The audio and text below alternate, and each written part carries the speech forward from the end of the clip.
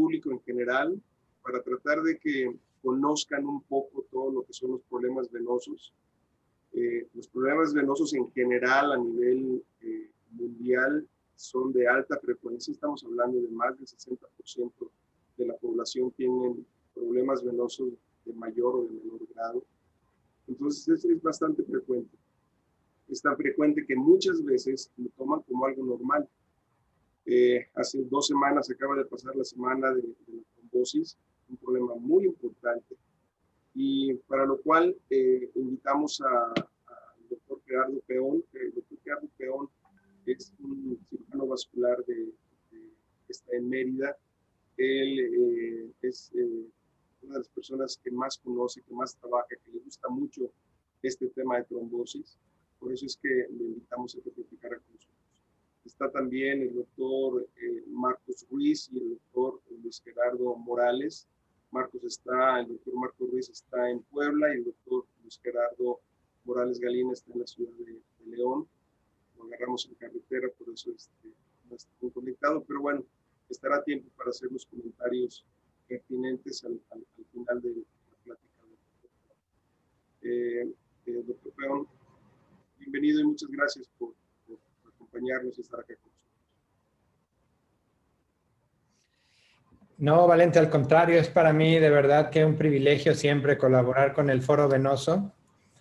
Que es una institución que se ha forjado gracias a todo tu empeño, tu trabajo. Es una empresa tuya que afortunadamente nos da oportunidad a los angiólogos de trabajar y de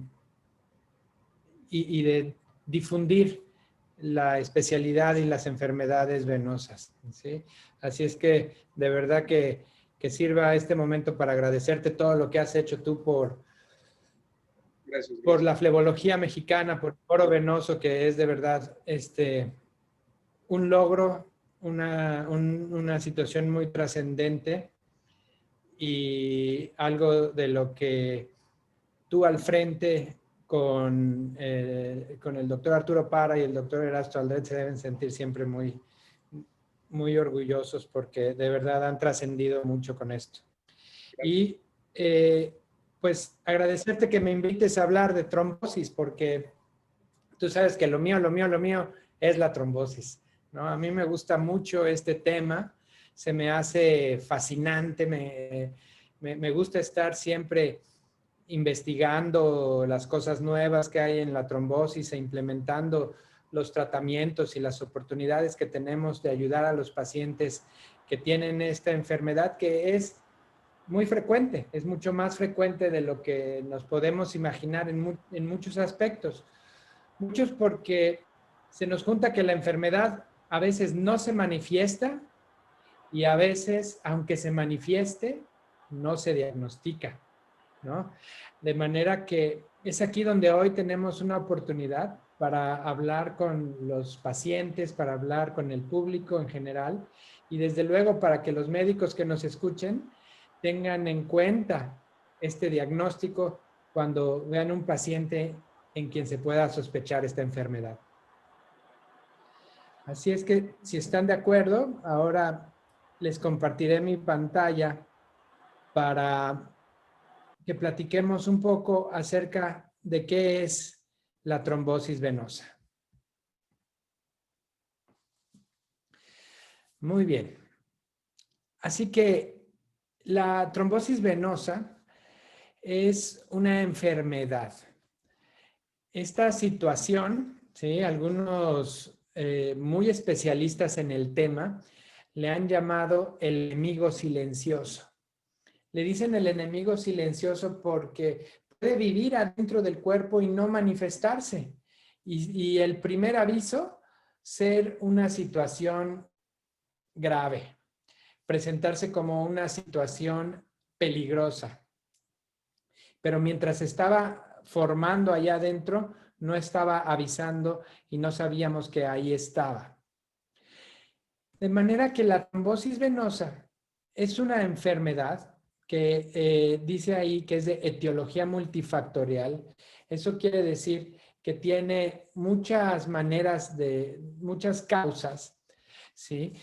Pero que se caracteriza por la obstrucción de una vena, por un trombo o por un coágulo. Esto quiere decir que se forme un coágulo que tape una vena, que obstruya una vena y que impida el paso de la sangre. Y desde luego que la manifestación más grave de esta enfermedad es la embolia pulmonar. Quiere decir que el coágulo se desprenda y que viaje por el interior de las venas a través de la circulación y que pueda terminar alojándose en los pulmones después de pasar por el corazón. Cuando un coágulo que se formó en la pierna viaja por las venas y termina alojándose en el pulmón, esto se llama una embolia pulmonar o una tromboembolia pulmonar, que puede ser desde muy leve si el coágulo es muy chiquito, hasta una situación fatal si el coágulo es tan grande como para obstruir el paso de la sangre a los pulmones y que ya no se pueda oxigenar la sangre, a pesar de que el paciente quiera meter aire a los pulmones, la sangre no se oxigenará más si las arterias pulmonares están bloqueadas por el coágulo que viajó desde las piernas.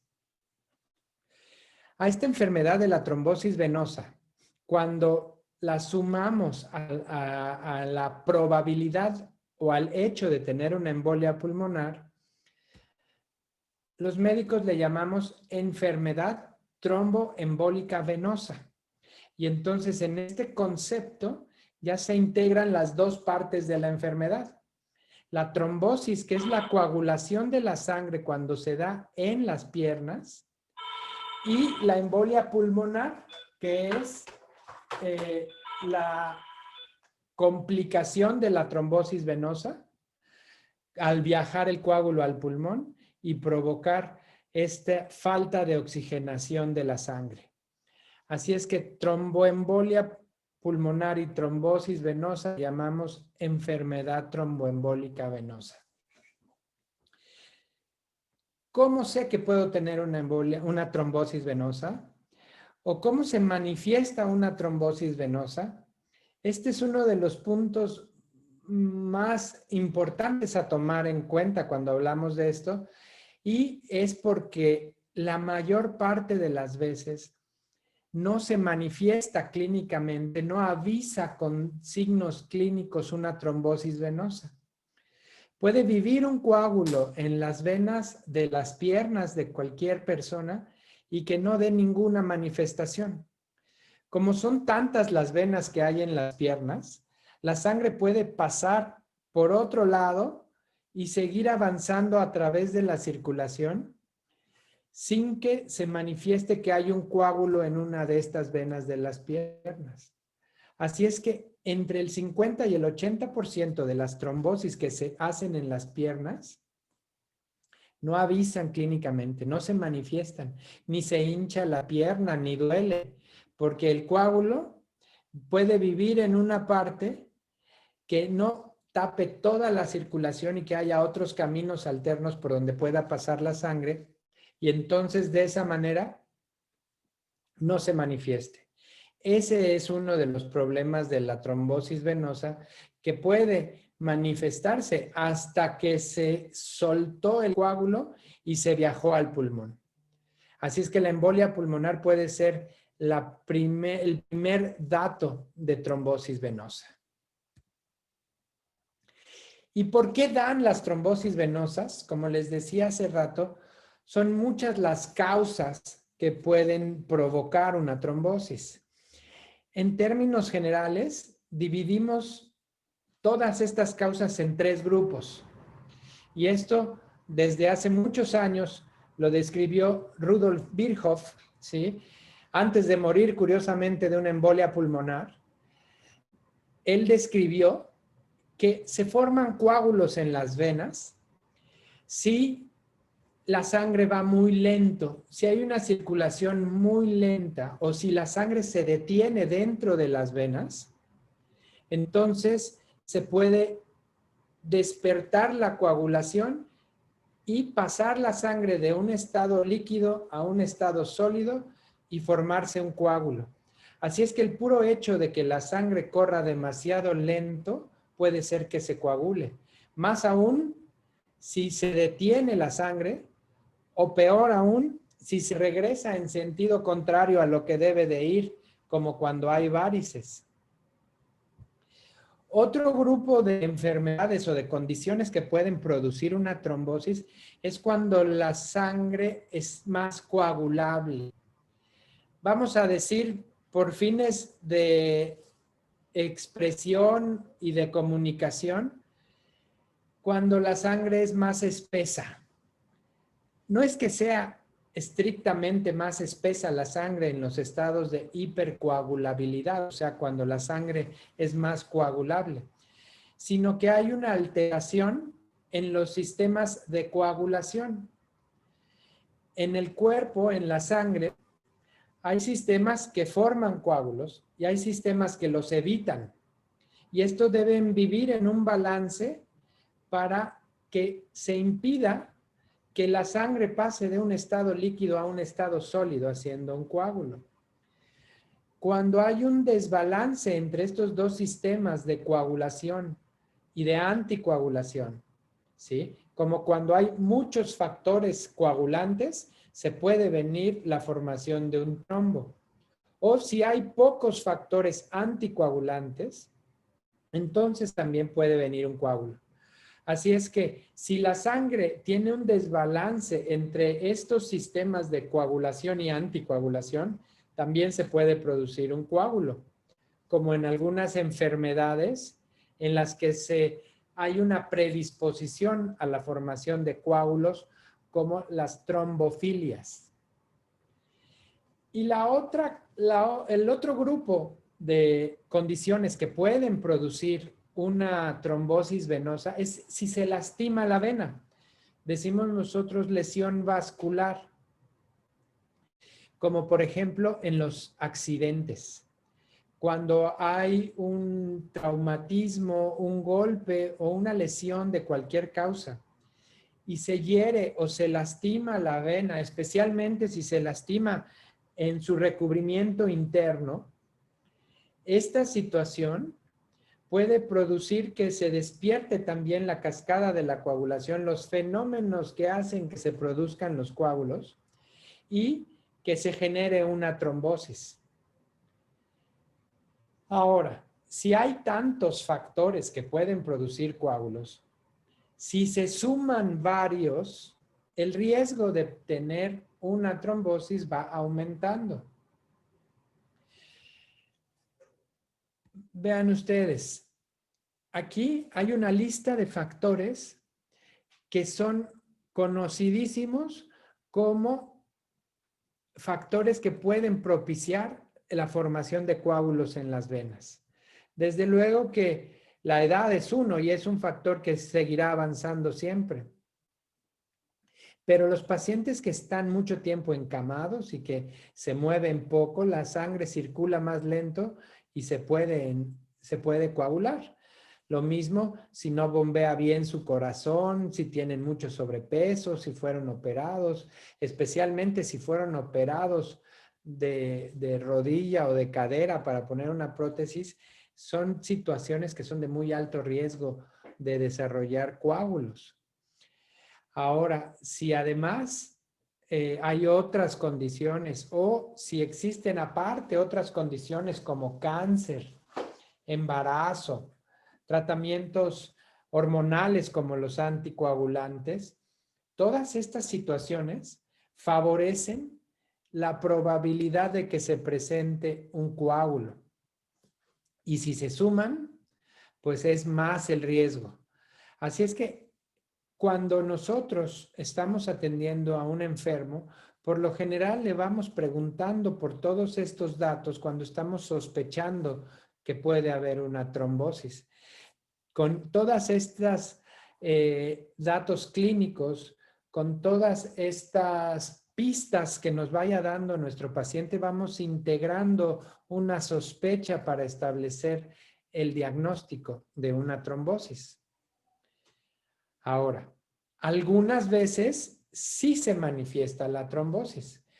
Cuando la trombosis es tan grande que obstruye mucho el paso de la sangre de regreso de la pierna hacia el corazón, entonces sí se pueden presentar algunos síntomas, como dolor. El dolor, si la sangre no está pasando adecuadamente, puede llegar a ser muy intenso. Y si nosotros apretamos la pierna, pues más le va a doler al paciente. Se va a aumentar de volumen, ¿sí? Va a retener líquido una sola pierna y eso le llamamos edema. Se hincha la pierna, pero se hincha duro. No es como otros tipos de edemas, que es una hinchazón que nosotros podemos aplastar con el dedo, sino que es una hinchazón dura y cuando nosotros tocamos la pierna es muy dura, muy tensa. Los músculos se sienten muy duros. A veces cambia de color, la pierna se puede poner morada o oscura si no está circulando bien la sangre. Incluso si se pone tan dura que aplasta las arterias, entonces podemos tener la pierna blanca.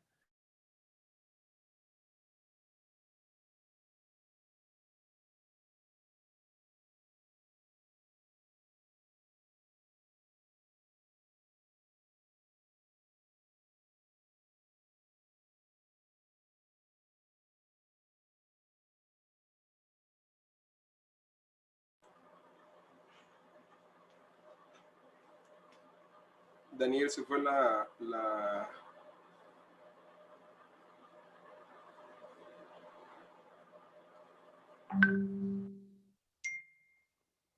creo que se fue la señal. Es probablemente el internet del doctor Peón. Déjame escribirle que sí, se desconectó. Yo creo que se va a conectar.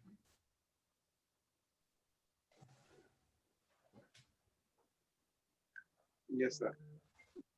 Listo, Gerardo. ¿Ya? Sí. Ah, ok, perdón.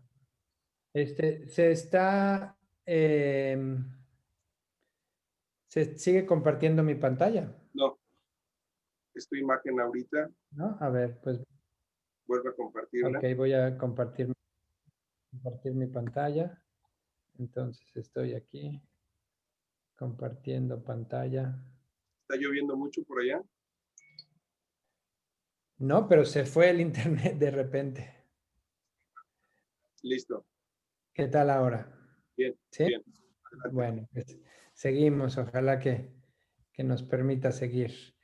Entonces, les decía yo que este signo de hollow es cuando apretamos o apachurramos la pantorrilla del paciente hacia los huesos y entonces esto despierta un intenso dolor que es producido por la inflamación de las venas y a eso le llamamos actividad flevítica.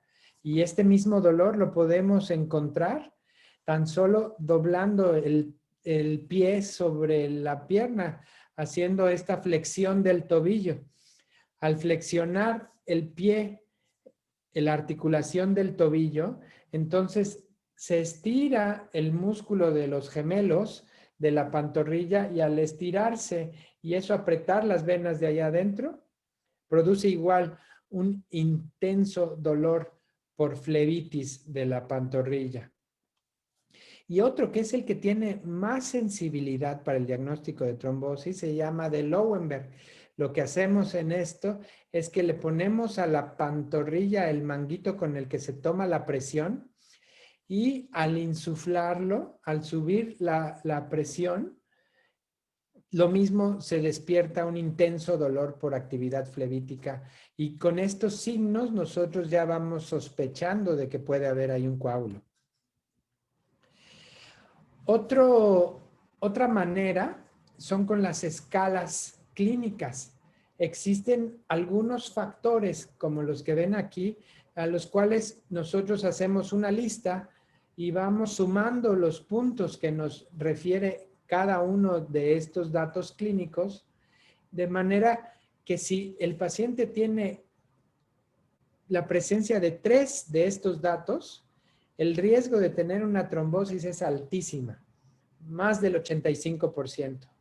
Y al revés, si no tiene ninguno de estos datos, aunque le estemos sospechando, la probabilidad de que tenga una trombosis es en realidad muy, muy bajita. También podemos hacer análisis de sangre. Existe un análisis de sangre que tiene muy alta sensibilidad. Eso quiere decir que prácticamente todos los pacientes que tienen una trombosis, un coágulo en las venas de las piernas, les va a salir positiva esta prueba de sangre que se llama dímero D, que es una sustancia que se libera cuando hay una trombosis. Normalmente esto debe ser menor de 235, entre 235, máximo 500. Y a veces tenemos dímero D de miles en el paciente que ha tenido una trombosis, porque cuando se forma un coágulo, se libera esta sustancia y circula por la sangre y la podemos determinar en análisis de laboratorio.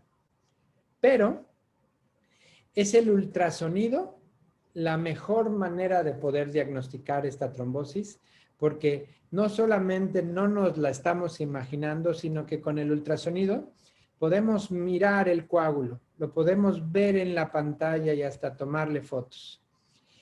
De manera normal, nosotros podemos ver a la vena femoral cuando la vemos transversalmente con el ultrasonido, así. Nos recuerda la cara del ratón Miguelito. Ojalá que no me esté oyendo mi amiga Nora Sánchez, porque a ella no le gusta esta alegoría, pero pareciera que la cabeza del ratón es la vena y que sus orejas son las dos arterias, la femoral superficial y la profunda, que viajan cerca de la vena femoral. Y eso es lo normal cuando nosotros vemos un ultrasonido, y si nosotros no le apretamos, la vena se ve así, una bolita. Pero si nosotros hacemos una compresión, es decir, si aplastamos con el ultrasonido la piel, se puede colapsar la luz de la vena, y esto lo que significa es que no hay trombosis. Si nosotros podemos, al apretar la vena, lograr que se aplaste porque no haya nada sólido en su interior, eso quiere decir que no hay trombosis, ¿sí? En cambio, si nosotros vemos que en el interior se ve como gris en vez de verse completamente negro, y si al comprimirlo la vena no se aplasta, incluso la vena se empuja hacia abajo, entonces eso nos dice que hay ahí una trombosis, que ahí está viviendo ahora en este momento un coágulo adentro de esa vena. Y si vemos la vena a lo largo con el ultrasonido, podemos ver que hay una imagen, ¿sí?, con tonos grises en el interior de la vena, cuando normalmente la deberíamos ver completamente negra. Así es que podemos ver en el ultrasonido directamente los coágulos.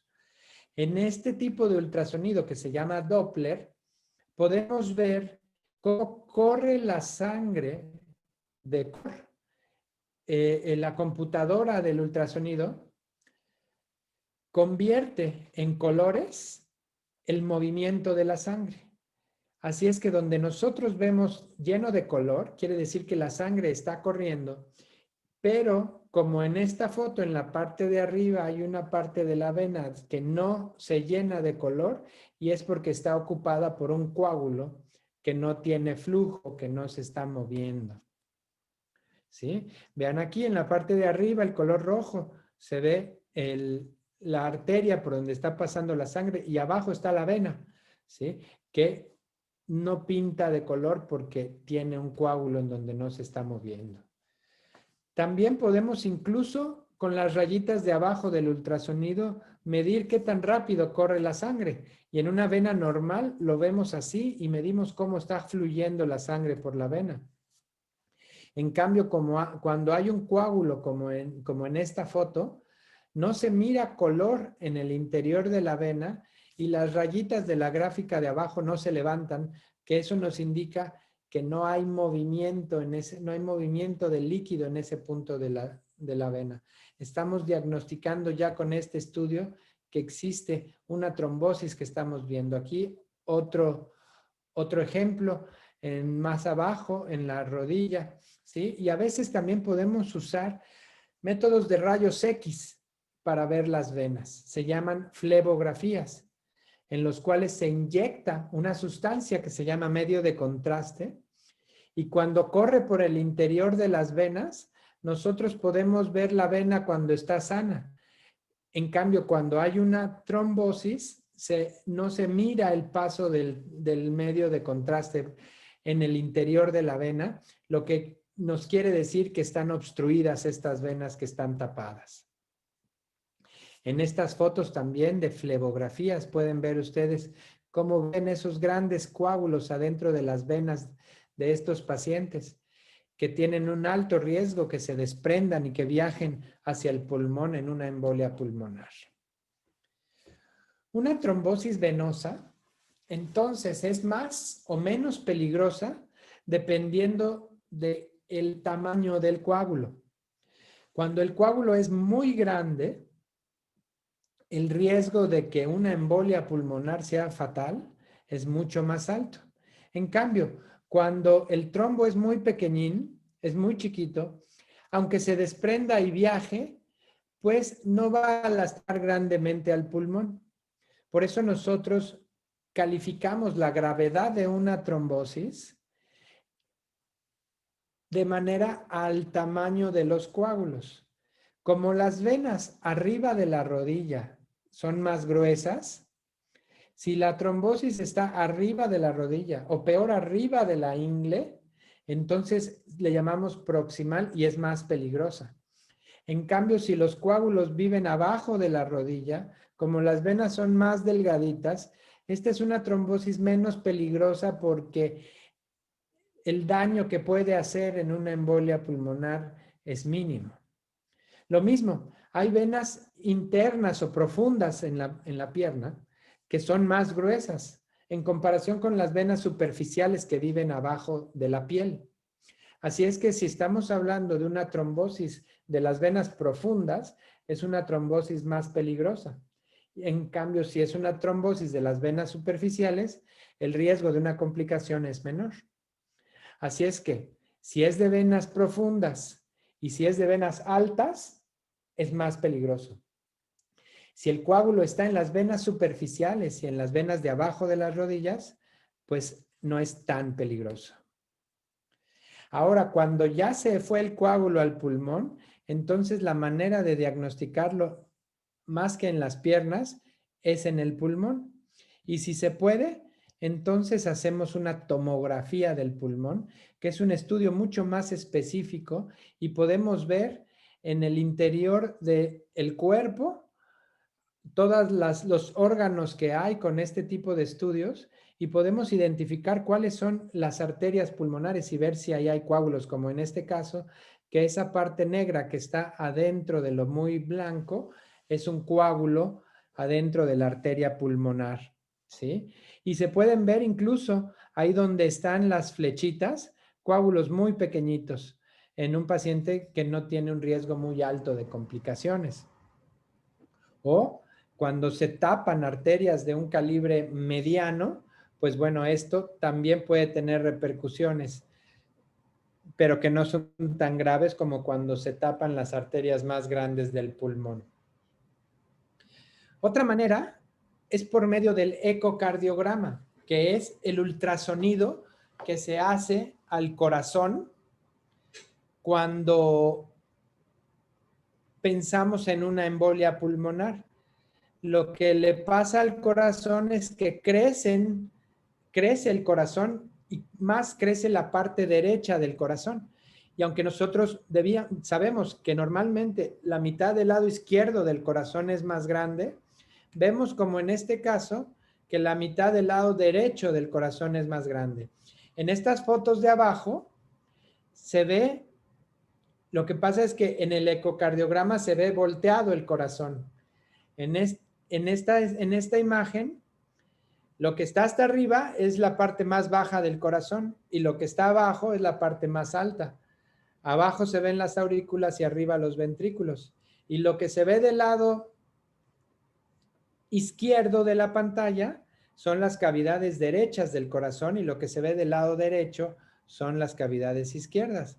Así es que hay una relación anormal en donde las cavidades que deben ser más grandes se ven más chicas y las cavidades que deben ser más chicas se ven más grandes.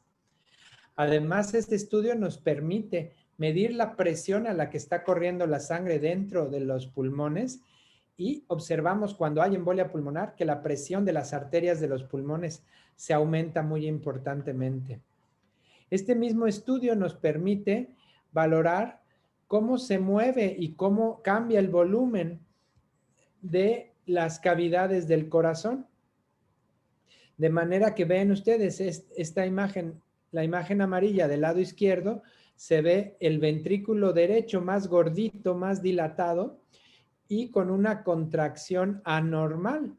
En la imagen del lado derecho es lo normal. Vean cómo está menos gordito y cómo se mueve la punta, ¿sí? Que es la manera normal de moverse la punta del ventrículo derecho en comparación con la del lado izquierdo que se está moviendo poco porque ese corazón se está cansando por el coágulo que hay en el pulmón y puede tener un desenlace fatal en cualquier momento.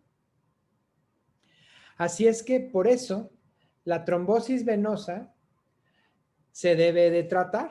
No es en ningún momento buena idea dejar que solito se cure la trombosis. Siempre que hay un coágulo dentro de las venas de la pierna, debemos los doctores darle tratamiento pensando que los objetivos del tratamiento es que el coágulo no avance y no se vaya hacia el pulmón, que obviamente no mate a ese paciente y que no crezca el coágulo, ¿sí? Y no suspender el tratamiento hasta que estemos seguros que no le va a venir otra trombosis al paciente para que no desarrolle complicaciones a largo plazo. Hay 3 maneras de tratar la trombosis. Una es con medicinas que evitan que el coágulo se mueva y que el coágulo crezca mientras el propio organismo va deshaciendo el coágulo. Se llaman anticoagulantes. Otras son medicinas que se pueden inyectar a los pacientes y que disuelven el coágulo cuando este coágulo es reciente. Y la otra manera es una operación mediante la cual se pueden extraer los coágulos. Los medicamentos anticoagulantes, hay unos que son inyectados y otros que son tomados. Los inyectados son los de la familia de la heparina, que es un anticoagulante que se inyecta subcutáneo o intravenoso y adelgaza la sangre para que el coágulo no se mueva y no crezca. Y los anticoagulantes tomados hay de 2 familias, los antiguos y los modernos. Los antiguos son como la warfarina y la senocumarina y los modernos como el rivaroxaban o el apixaban, ¿sí? O ahora en México uno nuevo que se llama edoxaban o el dabigatran también, que son medicamentos que adelgazan la sangre y permiten que el organismo al paso de los meses vaya disolviendo el coágulo para que ya no sea peligroso y que ya no pueda haber embolia pulmonar. Así es que todos estos tratamientos nosotros los definimos de acuerdo a qué riesgo tiene el paciente de desarrollar una complicación de la trombosis o qué riesgo tiene el paciente de tener una complicación del tratamiento, porque el tratamiento, así como le dará el gran beneficio de disolver el coágulo, le expone al peligro de tener una hemorragia, o sea, de sangrar. Así es que tenemos que ir haciendo estos balances y cuando el paciente es sano y su trombosis fue causada por un agente externo como un accidente, entonces pues estaremos muy tranquilos después de pocos meses pensando en que el paciente pueda suspender el anticoagulante. Pero si el paciente por otro motivo tiene alto riesgo de tener hemorragias, entonces a ese paciente pronto le queremos suspender los anticoagulantes. Pero al revés, si el paciente tiene una alta predisposición para formar coágulos nuevamente, a ese paciente le vamos a dar pastillas anticoagulantes durante mucho tiempo, ¿sí? Quizá de por vida. El problema es cuando el paciente tiene riesgo de trombosis y riesgo de hemorragia. Esos pacientes son los más difíciles de tratar porque tenemos que encontrar los mejores balances de ofrecerle al paciente lo que tenga más seguridad y más eficacia, ¿sí? Balanceando los factores que le producen hemorragia y los factores que le producen trombosis. Ahí hay otra medicina que se llama sulodexida que parece tener un buen efecto. Otra manera de tratar la trombosis es extirpar los coágulos. Esto no es para todos los que tienen trombosis, es cuando la trombosis resulta de un muy alto riesgo de embolia o de un alto riesgo para la pierna. Si se puede complicar mucho la pierna por mala circulación, entonces también a veces preferimos extirpar los coágulos mediante una operación. Son operaciones muy sangrientas, ¿sí? Aquí les doy un aviso que son imágenes no aptas para menores. Si quieren taparle los ojos a los que no les guste ver sangre, pueden voltear para otro lado, porque son operaciones en las cuales tenemos que abrir las venas para sacar los coágulos y muchas veces pues se pierde mucha sangre durante la operación, pero vean ustedes cómo sale el coágulo y entonces el paciente queda curado en ese momento de la trombosis, pero si un coágulo de este tamaño se le hubiera ido al pulmón, pues era muy probable que hubiera ocasionado una complicación incluso fatal, ¿sí? Como les decía, existe una última oportunidad de tratamiento que le llamamos trombolisis, que es inyectar en la vena o directamente en el coágulo medicinas que disuelven los coágulos. Esta es una alternativa muy buena, especialmente cuando se suma con técnicas que se puede extraer el coágulo a través de catéteres, que tiene la ventaja de que puede, sin una operación, disolver el coágulo y restablecer el flujo de sangre a través de las venas. ¿Qué es lo malo? Que su riesgo de hemorragia es muy, muy alto. Y eso ni hablar de lo que cuesta un procedimiento de esos. Son cirugías muy costosas porque se tienen que hacer en las unidades de cateterismos, en quirófanos especiales con equipos de rayos X para ir viendo las venas, cómo se van destapando, y los pacientes los debemos de cuidar en las unidades de terapia intensiva, lo que hace que sean procedimientos muy caros. Y cuando los pacientes por alguna razón no pueden recibir adelgazantes de la sangre, como cuando tienen un riesgo de sangrar muy, muy elevado, entonces estos pacientes les podemos colocar unos dispositivos que se llaman filtros, que se ponen en la vena cava, o sea, en la vena que lleva ya toda la sangre de regreso del cuerpo hacia el corazón, que sirven como un colador para dejar pasar la sangre a través del filtro, pero si pasara por ahí un coágulo, queda atrapado para que ya no siga avanzando hacia el pulmón y que no pueda haber una embolia pulmonar. Esto se hace en casos en los cuales el paciente tiene una trombosis, pero que no le podemos dar medicinas anticoagulantes. Y esto ha sido, en términos generales, una visión muy general de lo que es una trombosis venosa. Espero que haya sido de utilidad, que hayan ustedes recibido información valiosa acerca de esta enfermedad que vemos los angiólogos, y estoy muy atento a escuchar sus comentarios, o si hay alguna pregunta me dará mucho gusto platicarlo con ustedes. Gerardo, muchas gracias. Excelente tu plática. Creo que cuando uno le apasiona algo es muy fácil platicarlo. Gracias. Le hace uno sencillo platicarlo, ¿no? Tenemos a los panelistas, el doctor Gerardo Morales de León, tenemos a Marcos Ruiz de Puebla, también nos acompaña Erasto, el doctor Erasto Alderete de San Luis Potosí. Quisiera empezar con Gerardo. Luis Gerardo, ¿quisieras agregar algo a la plática del doctor Gerardo de tu tocayo? Hola, ¿qué tal? ¿Cómo están? Buenas noches.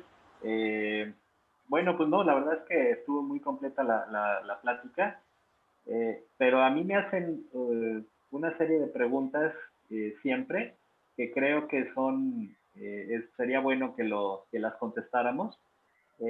Una de ellas que siempre me hacen es, oiga doctor, ¿es cierto que el trombo se me puede ir al cerebro? Esa es una típica, ¿sí? O sea, todos me dicen eso. Entonces, sí me gustaría que platicáramos un poquito de eso y ya después le preguntamos las demás. Bueno, fíjate que como tienes mucha razón, es una pregunta súper frecuente, ¿no? La verdad es que la respuesta en general es no. La trombosis, cuando un coágulo sale de las piernas, el camino normal por donde debe seguir es hacia el corazón y luego la sangre del corazón, de las cavidades derechas del corazón va al pulmón. De manera que la trombosis venosa característicamente puede dar una embolia pulmonar. Existe una condición muy rara en la cual hay una comunicación entre las cavidades del corazón. Cuando existe esta rara condición, que es la comunicación interauricular o el foramen oval, y hay un gradiente de presiones en los cuales la sangre pase de la cavidad derecha a la cavidad izquierda, es ahí cuando puede pasar un coágulo hacia la aurícula del lado izquierdo y de ahí pudiera con muy mala suerte ir a dar un coágulo al cerebro que vino de las venas de las piernas. Esto se llama embolismo paradójico, porque lo normal es que no puede ir para allá, solo en una situación de muy mala suerte, en donde el paciente se saque la rifa del tigre 2 veces, una con un coágulo en la pierna, que se hace una embolia, y 2, que tiene una malformación cardíaca, en la cual se pueda pasar por ahí el coagulito y vaya a dar al cerebro, solo en esa situación muy extraña, ¿no? Pero lo hemos visto y sí lo vemos. Curiosamente, ayer vi a una paciente con un infarto cerebral hemisférico por escleroterapia.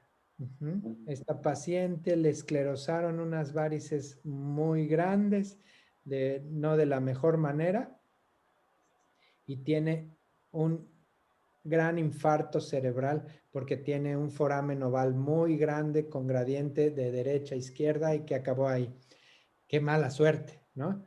Pero como les digo a los pacientes, no, si tú tienes una trombosis venosa, el coágulo por lo general va al pulmón, tendrías que tener muy mala suerte para que coexistan 2 situaciones muy desafortunadas y el coágulo termine allá. Pero pasa, pues bueno, puede pasar de una manera muy rara.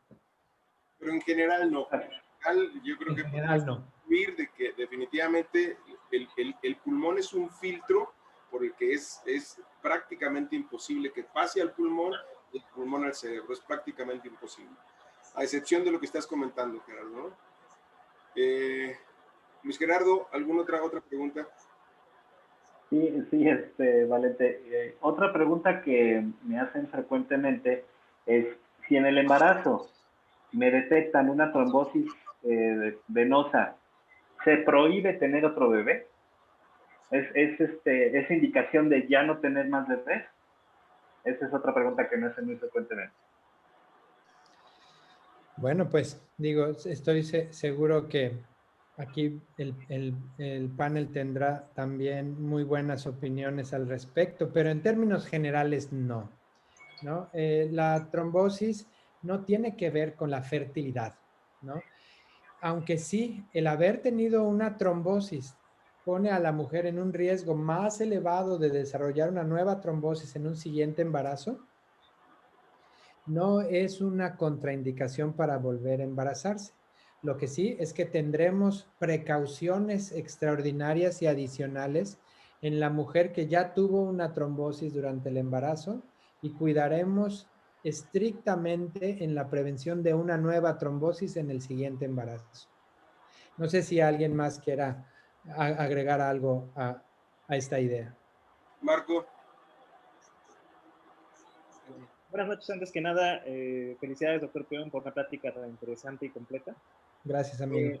Respecto a este tema en particular de la mujer embarazada, creo que, como bien dice, es algo que nos debe hacer poner un poquito más de atención en siguientes embarazos para evitar que esta mujer pueda presentar una recurrencia de la trombosis, que se vuelva a presentar una trombosis en el siguiente embarazo, pero en definitiva no sería una razón absoluta por la cual indicarle que no tuviera un nuevo hijo si es que ella todavía desea continuar teniendo hijos. Siendo esta una plática especialmente hecha para pacientes, quisiera preguntarle muy puntualmente para que ellos lo sepan, ¿qué deben hacer si creen que tienen un coágulo de sangre, una trombosis? ¿Con quién deben acudir? Pues es una excelente pregunta. Mira, yo he compartido la idea antes de que el especialista de la trombosis debe ser el angiólogo, ¿no? Porque somos los angiólogos los especialistas que podemos tratar la trombosis de cualquier forma. Nuestro menú de opciones incluye todas las opciones de tratamiento de la trombosis. Las medicinas, las operaciones, los cateterismos, todo el menú de tratamiento que hay para cada tipo de trombosis, ¿sí? Lo puede ofrecer el angiólogo cirujano vascular. Sin embargo, hay trombosis que son de un tratamiento más sencillo y otras especialidades también están involucradas en el tratamiento de las trombosis, como los hematólogos, los especialistas de las enfermedades de la sangre, incluso los médicos internistas, ¿sí? Los cardiólogos también están muy relacionados con el uso de anticoagulantes, ¿sí? Sin embargo, el día que a mí me dé una trombosis, por favor que me atiendan ustedes, angiólogos, cirujanos vasculares. Es muy importante hacer notar al público en general que afortunadamente, aun y cuando somos pocos, somos cerca de 600 angiólogos en México, son muy pocos para la cantidad de pacientes que hay, la población que tenemos en México. Sin embargo, en los lugares más importantes del país siempre tenemos un cirujano vascular, un angiólogo al que pueden acudir. Esto es muy fácil detectarlo en ahora con el internet es muy sencillo. Luis Gerardo, ¿tenías otra pregunta, otra de tus preguntas de tus pacientes? Estás bloqueado, amigo.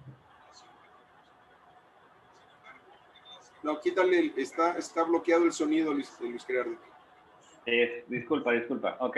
Le digo que no es con ánimo de molestar al tocayo Gerardo, pero creo que son importantes las preguntas porque a mí me las hacen todos los días en el consultorio. Una de ellas es con respecto a la dieta. Me dio trombosis, me dieron anticoagulantes y me prohibieron todo lo verde. Yo sé que eso hace unos años era pues muy importante, pero creo que ahora ha cambiado eso. Entonces, yo creo que podríamos hablar un poquito de dieta y de los nuevos anticoagulantes. Tienes mucha razón. Esta es una parte muy cotidiana en la plática de los pacientes que tratamos por trombosis. Y es que, pues sí, las medicinas que se usaban antes para el tratamiento, bueno, aún ahora las seguimos utilizando en casos específicos, que son la warfarina y la senocumarina. Decimos son antagonistas de la vitamina K, porque son medicinas que bloquean la coagulación, inhibiendo en el hígado la producción de los factores de la coagulación que necesitan la vitamina K para formarse.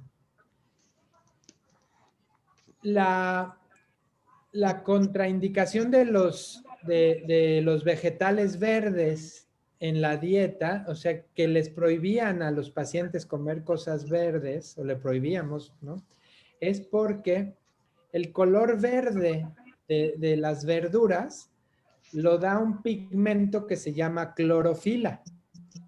Y esa clorofila, como parte de su molécula, tiene una parte que se llama fitomenadiona, que es una parte de la vitamina K. Entonces, cuando nosotros comemos vitamina K, el hígado produce estos factores de la coagulación, que son precisamente los que están tratando de bloquearse con el medicamento. Entonces, comer verduras y tomar anticoagulantes antagonistas de la vitamina K, pues se anulaban los efectos. De manera que lo que hacíamos era invitar a los pacientes a que eviten los vegetales verdes para que no le quiten el efecto a la medicina. Como estas medicinas tenían este punto en contra de no poder comer verduras, y además teníamos que estar checando su efecto en análisis de laboratorio de manera periódica, y los pacientes tenían que subir la dosis de la pastilla cuando el efecto de la pastilla sea bajo, y tenían que bajar la dosis de la pastilla cuando estaba muy pasado el efecto anticoagulante. Los teníamos que estar ajustando periódicamente de cuánto tenían que tomar, ¿no? Y le decíamos, ahora tome media pastilla, ahora 3/4, ahora lunes, miércoles y viernes tome un pedacito más y luego un pedacito menos. Y esto hacía un tratamiento un poco más complicado. Con el advenimiento de los nuevos anticoagulantes, estas pastillas no tienen interacción con la dieta porque no llevan el mismo metabolismo. No evitan la coagulación en los factores que dependen de la vitamina K, sino en otro factor que se llama factor 10, y como actúan bloqueando un factor que no tiene que ver con lo verde de las verduras, los pacientes pueden comer normal y de todo. Y además son dosis fijas. Le recetamos la misma dosis en miligramos a todos los pacientes que por lo demás estén bien. Así es que esto ha hecho más fácil para los doctores el tratamiento de la trombosis.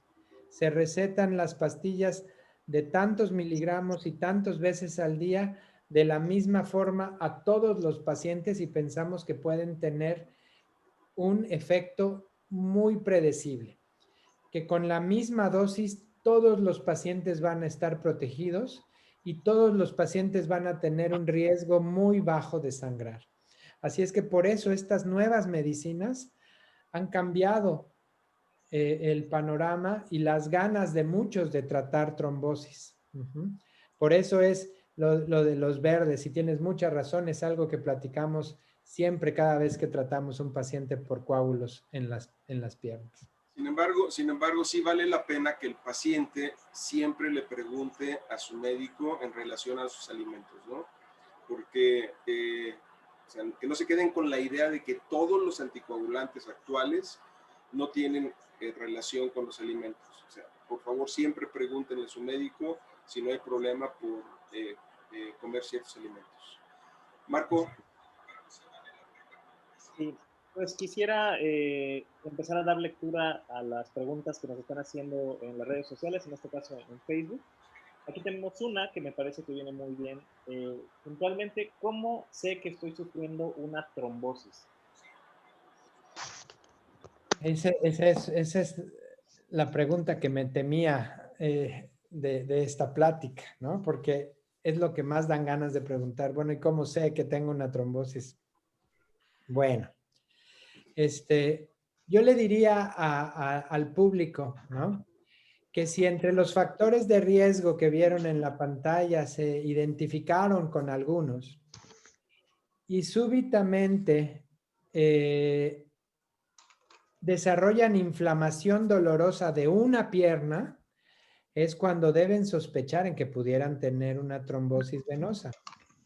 Pero la única manera de saberlo con certeza es visitando al médico, ¿no? Para que les hagan los estudios correspondientes y poder confirmar o descartar este diagnóstico. Exactamente. Yo estoy muy de acuerdo con lo que comenta. Creo que, como bien vimos, el 80%, 50-80% de las trombosis pasan asintomáticas. Entonces, va muy de la mano de, sí, si se presenta el cuadro clínico clásico, claro, buscar atención médica, pero si uno tiene factores de riesgo y de repente existe algún cambio en una extremidad, la mejor y única forma de poder descartar que uno tenga una trombosis es acudir al médico y él, de acuerdo a las características que presente en ese momento, decidirá cuál será la mejor forma de diagnosticar o de descartarlo. Pero no debe quedar simplemente en el aire como, ay, sí fui y cualquiera me dijo que no era o cualquiera me dijo que sí era, que las dos cosas llegan a ocurrir. Es muy importante visitar a alguien con la capacidad de poder llevar el protocolo de estudio de forma apropiada, sin pasar por todas las cosas que pueden llegar a ocurrírsele a alguien que se pueden solicitar para diagnosticar o descartar una trombosis. Vamos a poner cinco cosas importantes que el paciente debe de detectar para pensar que puede tener trombosis. Yo empezaría con tabaquismo. Creo que es un factor súper importante. Gerardo, ¿qué tú piensas que sean de los 5 más importantes? Yo diría hinchazón de un lado, ¿sí? Muchas veces nos visitan pacientes con trombosis que ya consultaron antes con inflamación de una pierna y que alguien les dijo, estás reteniendo líquidos, ¿no?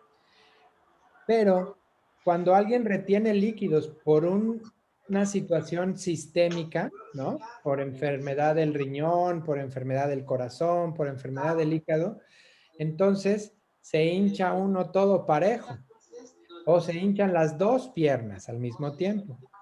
Pero si se inflama una pierna, ¿sí? Quiere decir que algo está pasando ahí y ese sería un punto de sospecha alto, ¿sí? Pero como factores predisponentes, es decir, tabaquismo. Ok, como factores predisponentes. Sí, factores. ¿Tú cuál dirías para ti sería más importante después de tabaquismo? Pues yo creo que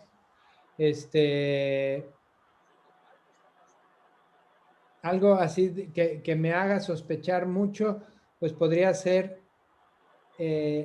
tomar hormonales, ¿no?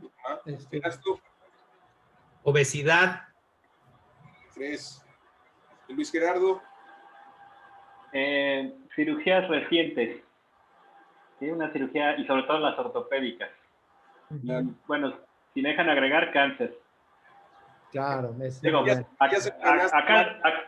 perdón, ya le gané a alguien más. Marco, ¿cuál crees tú que sea la quinta?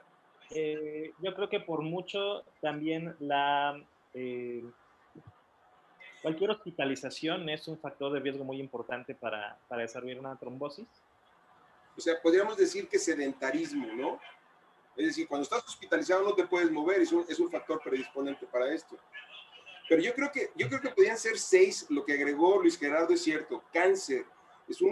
Muchas veces los pacientes debutan con trombosis y cuando dices, oye, ¿por qué le dio esta trombosis? Y empiezas a investigar, resulta que tiene un cáncer oculto por ahí, ¿no? Yo creo que eso es frecuente. Y aquí le va la séptima, el COVID también. Claro. La estrella en este momento. Tienes razón, 7. Sí, muchos pacientes, lo platicábamos antes de empezar la plática, muchos pacientes han llegado, yo tengo 2 pacientes por lo menos, que han llegado con trombosis sin saber que tienen COVID. Y después de investigarlo y decir, no tiene características para tener trombosis. Entonces nos enfocamos al COVID. Pedimos el examen de COVID y positivo. Entonces, tienes mucha razón. COVID es un factor en este momento muy importante para desarrollar trombosis. Así es. También, Bueno. También le pondría yo, ahora menos frecuente, pero los largos viajes en avión, ¿no? Los largos viajes en avión en cabina presurizada, especialmente si duran más de 4 horas, también son un factor de riesgo para desarrollar coágulos. Marcos, ¿tienes otra pregunta? Sí, aquí tenemos algunas más. Pregunta alguien en Facebook, cuando uno vive esto, no sabe qué tan peligroso en qué peligro te encuentras. Y aquí la pregunta yo creo que sería, ¿todas las trombosis tienen el mismo riesgo de presentar complicaciones serias? Bueno, es lo que les platicaba yo, ¿no? Que el riesgo es más alto cuando el coágulo es más grande. Entonces, por eso decimos que si las trombosis son de arriba de la rodilla para arriba y si son profundas, el riesgo de tener una complicación grave es más alto. Mientras más proximales, más riesgo. O sea, mientras más altas, más riesgo. Mientras más bajas, menos riesgo. Las profundas son más peligrosas y las superficiales son menos peligrosas. Entonces, yo creo que ahí pondría yo el riesgo de desarrollar una complicación. Y esto, al escucharte, pienso en muchos pacientes que están muy preocupados, ¿sí? Aún ya con el diagnóstico de trombosis, ¿no? Y piensan que están en un muy alto riesgo o por tener una trombosis. Pero el mensaje que a mí me gustaría darles es que el alto riesgo es tener trombosis y no recibir tratamiento, ¿sí? Porque el paciente que tenga una trombosis, aunque sea de venas profundas y de venas altas, si recibe tratamiento, su riesgo es muy bajito. La probabilidad de que el paciente tenga una complicación si recibe la pastilla adecuada es muy poquita, ¿sí? El riesgo es muy, muy bajo. El peligro es tener el coágulo y no recibir tratamiento. Ahí sí va a venir una complicación. O tener el coágulo y no saberlo, eso es peligroso para que tenga una complicación. Pero si ya tuvieron la fortuna de tener el diagnóstico y tienen tratamiento, tranquilos. Lo más probable es que les vaya muy bien y que su médico los pueda acompañar hasta que este coágulo se desaparezca y el riesgo sea 0 o muy poco. Déjenme comentar que tenemos visitantes de Uruguay, Colombia, Ecuador, Guatemala, Costa Rica y por supuesto de toda la República. Les agradecemos mucho que se tomen el tiempo para estar con nosotros. Esperemos que funcione, que les sirva estas pláticas. También hay varias preguntas en el Facebook que seguramente vamos a tener el tiempo posterior para contestárselas. Todas las vamos a contestar. Mientras tanto, tenemos un poquito de tiempo más para seguir con algunas preguntas. Luis Gerardo. Yo lo que sí voy un poco de acuerdo con, o bueno, no un poco, muy de acuerdo con lo que dice Gerardo. Tampoco se trata que esta plática sea para espantar a todos los pacientes diciéndoles que ya les va a caer un rayo, ¿no? Y la trombosis y ya, ¿no? Y se van a morir. No, yo creo que sí es muy importante saber que hay factores de riesgo que ya los mencionamos ahorita, que son los que pueden desencadenar una trombosis. Y sobre todo la atención pronta con un especialista, creo que es el consejo más importante que les podemos dejar a todos los pacientes. Y también una cuestión importante es en cuánto tiempo, y esto también es una pregunta abierta a todo el panel, en cuánto tiempo el paciente sale de peligro de tener una trombosis a una embolia pulmonar, ¿sí? Porque eso también es importante, decirle al paciente, ¿en cuánto tiempo ya puedo estar yo tranquilo de que no se me vaya el coágulo al pulmón? La pregunta del millón esa. Exacto. Qué buena pregunta. Realmente, mi opinión es, yo coincido mucho con lo que dice Gerardo Peón. Creo que una vez que está detectado, diagnosticado e iniciado el tratamiento con algún anticoagulante, rara vez vamos a ver un paciente con una tromboembolia pulmonar grave. Es decir, cuando ya está bien anticoagulado, cuando ya está correctamente tratado, híjole, la posibilidad, creo yo, se reduce bastante de una tromboembolia pulmonar. ¿Qué tantos días?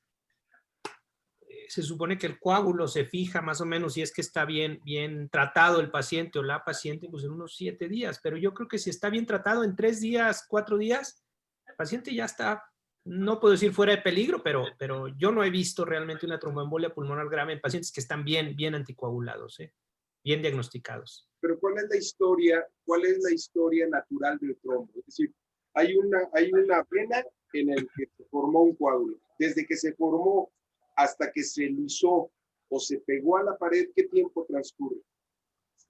Hasta que se lisó completamente, pues depende qué hagas, ¿no? Porque a veces 7, 8 meses y todavía vemos ahí secuelas, ¿no? Si le hacemos cosas como dice Gerardo, me refiero a cirugía, trombolisis, algo, pues reducimos muchísimo ese cantidad de trombo y de alguna manera se reduce el tiempo, ¿no? Pero el riesgo grave de tromboembolia pulmonar es cortito, creo yo. No sé qué opinan los demás. Gerardo. Sí, incluso pacientes que no han recibido tratamiento, cuando los diagnosticamos de una trombosis después de semanas o meses de que la tuvieron, la probabilidad de que ellos hagan embolia pulmonar ya es muy baja. En realidad, el riesgo de la embolia es durante los primeros días de formación del coágulo. Es cuando hay un verdadero peligro que el coágulo se desprenda y viaje al pulmón. Así es que el paciente que tuvo el coágulo, pero se le quedó en la pierna y está recibiendo tratamiento, la probabilidad de una complicación pulmonar es baja. Pero hablamos de que, o sea, esto me interesa mucho que se quede la gente con esta idea, de que se forma el coágulo, que le llaman, en el coágulo tiene la cabeza, el cuerpo y la cola es la que habitualmente se suelta. Para darle una idea, de que se forme el coágulo, a que se fija a la pared, a que no se mueva, lógicamente con tratamiento es más corto, pero estamos hablando aproximadamente, no sé si estén de acuerdo conmigo, estamos hablando de 15 días. Por eso los tratamientos dicen, después de los 15, 20 días, ya determinado tratamiento no funciona.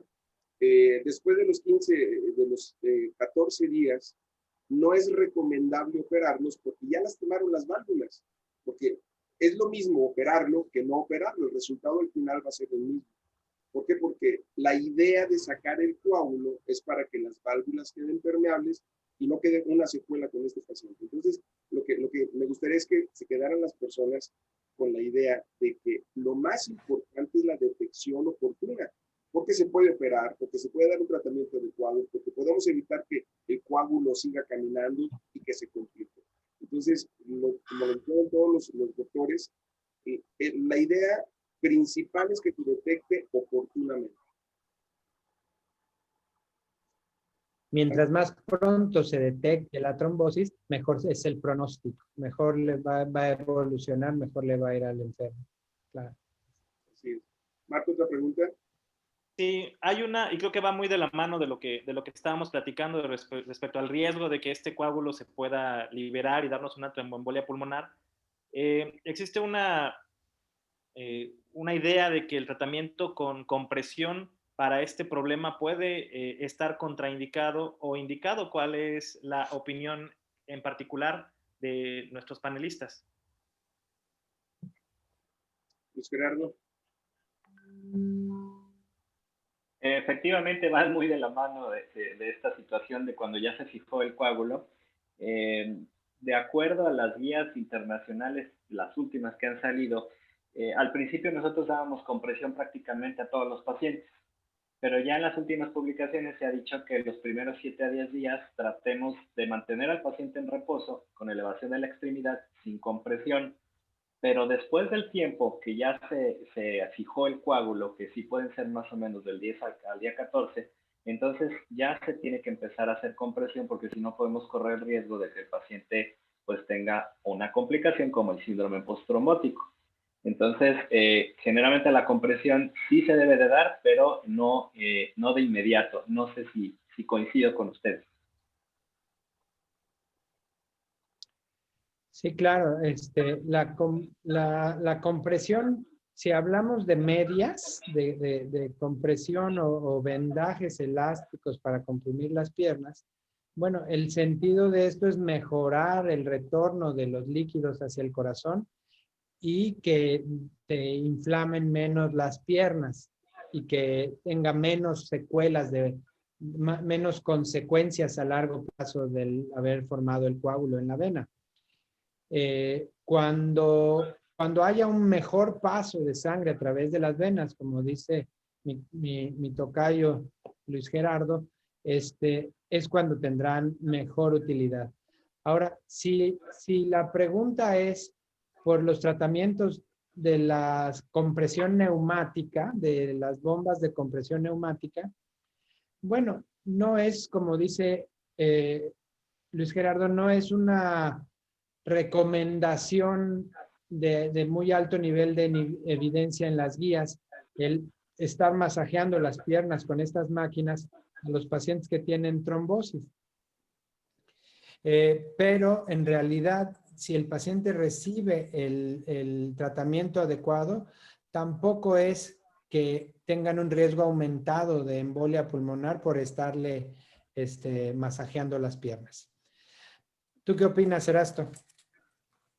Bueno, sí, efectivamente, la compresión elástica, antes, cuando nosotros hicimos la residencia, nos decían que no había que comprimirlos, que porque le íbamos a exprimir el coágulo y se iba a ir al pulmón.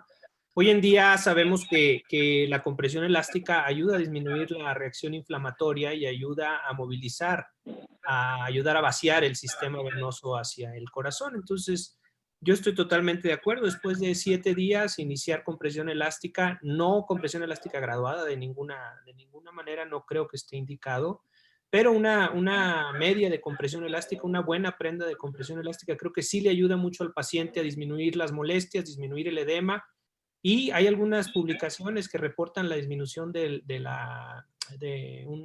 una secuela postflevítica o posttrombótica con el uso de una buena prenda de compresión elástica. Hay una pregunta interesante de un espectador anónimo. Dice, yo tengo varices, unas más grandes que otras. Fui con un doctor y me dijo que las iba a inyectar para desaparecer. ¿Funciona el tratamiento? ¿Me puede producir trombosis? Marcos. Tú mero. Justamente, sí puede, si son varices como tal, tienen que ser evaluadas perfectamente, tienen que evaluarse dónde nacen para poder saber cuál es la mejor forma de eliminarlas. Si este médico es un angiólogo y considera que el tratamiento con escleroterapia puede resolver el problema, eso estaría muy bien, que sea un médico certificado quien lo diga, quien ya haya hecho todos los estudios que son pertinentes. Pero también tenemos un gran problema en nuestra población, y es que existen muchos médicos que se dedican a ver enfermedades de las venas y solamente ofrecen escleroterapia para todo tipo de problemas. Entonces, ahí podría resultar que si no es un tratamiento indicado, si no hay un estudio apropiado, pudieran incluso desatar un proceso trombótico en una vena que no tiene las características para ser tratadas por ese medio. Entonces, finalmente, sí se podría realizar, pero obviamente de una opinión de una persona que esté pues bien certificada para poder realizar ese tipo de tratamientos. Gerardo. Sí, sin duda, el tratamiento adecuado en la varice adecuada nos va a llevar a un éxito en el alivio del problema. Pero si es el tratamiento inadecuado o la técnica con la que se aplica no es como debe de ser, entonces la trombosis es una complicación probable de inyectar varices. Sí. Muy bien. ¿Alguna otra pregunta? ¿Erasto, tienes alguna otra pregunta? Sí, bueno, aquí hay algo, digamos, muy sencillo de contestar y muy rápido, Gerardo. ¿Se da en el tratamiento de la trombosis venosa profunda de dexametasona? Pues no. Pregunta No, una persona, ¿no? Por eso digo muy sencillo. a menos que sea por... O diuréticos a menos también. que haya... Incluir los diuréticos, ¿verdad? Tampoco. Sí, por el amor de Dios, Claro. no. Bueno, lo que pasa es que no soy médico, pero el gran problema es que creen lo que dijo Gerardo, y lo quiero recalcar porque es muy importante. Creen que porque se hinchó una pierna, es retención líquida, le dan diuréticos, deshidratan al paciente, entonces la trombosis se acentúa todavía más. Es más riesgoso darles diuréticos cuando hay una trombosis. Entonces vale la pena el que se descarte una trombosis antes de dar algún tipo de medicamento de este tipo. Otra pregunta, ¿los pacientes diabéticos son más propensos a presentar trombosis?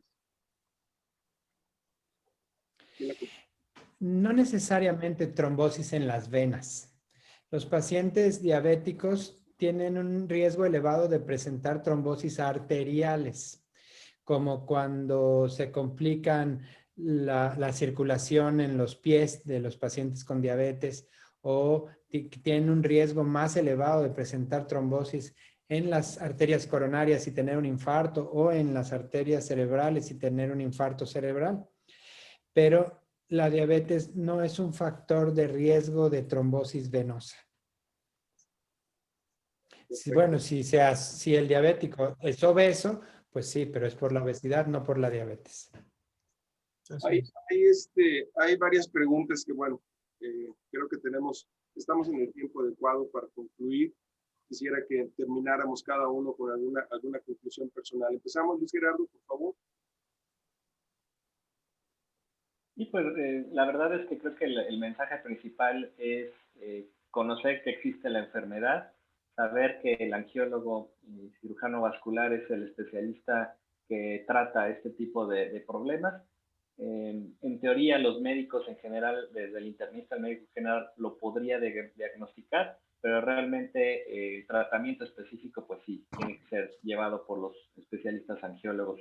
Y otra, bueno, pues los factores de riesgo, controlarlos, los que ya mencionamos, para evitar pues que se sufra de una trombosis. Y si ya se sufre de una trombosis, pues lo que nos queda es llevar un adecuado tratamiento anticoagulante y lo que ya comentamos de la compresión para evitar que esto se complique. Prácticamente ese es mi mensaje. Erasto. No, pues felicitar a Gerardo Peón, una excelente plática y un excelente tema, un tema muy interesante para todos los pacientes es una situación del día a día. Las preguntas que se generaron vienen a aclarar muchas de las dudas de los pacientes, y la misma recomendación que Luis Gerardo, ante la menor duda, mejor acudir con un especialista certificado, un angiólogo, cirujano vascular en su comunidad, en su ciudad, y seguramente este médico les ayudará a hacer un diagnóstico correcto y a llevar el tratamiento adecuado para su problema. Muchas gracias. Gracias, Marcos.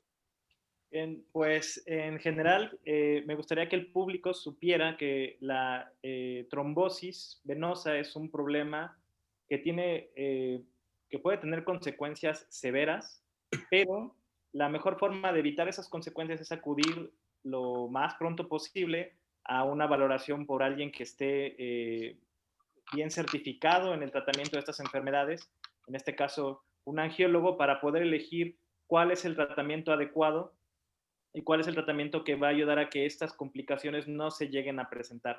Que el tratamiento es muy bueno para evitar eso, y no necesariamente tenemos que incurrir en tratamientos invasivos, sino que gracias al avance en la ciencia hemos logrado que estos tratamientos que se tenían que dar con personas hospitalizadas ahora se puedan hacer prácticamente por completo en casa. Entonces, es cuestión de conocer la enfermedad y de acudir con la persona adecuada para que puedan tener un tratamiento. Muchas gracias, Marco. Gerardo, quisiera que te despidieras con una pregunta que creo que es interesante que la respondas. ¿qué porcentaje de pacientes pasan desapercibidos, pasan con una trombosis asintomática? Es decir, que no tienen ningún síntoma, ninguna molestia. Pues, como les decía, entre el 50 y el 80% de las trombosis cursan asintomáticas. De todas las trombosis que hay en el mundo, cuando menos la mitad de ellas no se va a manifestar, ¿sí? Así de frecuente puede ser el tener una trombosis que no dé manifestaciones. Si nosotros tomáramos en cuenta solamente de las trombosis sintomáticas, es una enfermedad muy, muy frecuente y mucho menos popular que otras que son muy, muy sonadas, ¿no? Hay meses dedicados a otras enfermedades mucho más populares que son mucho menos frecuentes, ¿no? Todo mundo sabe del SIDA, todo mundo sabe del cáncer de mama como una de las enfermedades más populares, y la trombosis mata mucho más personas en el mundo que otras enfermedades. Si nosotros sumamos las trombosis de las venas y las de las arterias, por mucho, los coágulos son la causa más frecuente de muerte en México y en todo el mundo. Así es que debemos darle su lugar a la trombosis. Lo que más mata gente en el mundo son los coágulos, los trombos. Solamente en México se estima que hay más de 300,000 muertes cada año a consecuencia de trombosis. Quizá haya más de 5 millones de muertes en el año a consecuencia de embolia pulmonar. Así de frecuente es. Así es que, qué gusto me da que el Foro Venoso Mexicano nos dé estos espacios de difusión de cultura médica para que la gente escuche de trombosis, escuche de estas situaciones y hable con su familia y hable con su gente, y que la trombosis se haga tan popular como otras enfermedades que son muy populares, para que podamos tener la oportunidad de ofrecer los mejores tratamientos, pero mejor aún, de prevenir, porque esta es una enfermedad prevenible y es la causa más frecuente de muerte prevenible.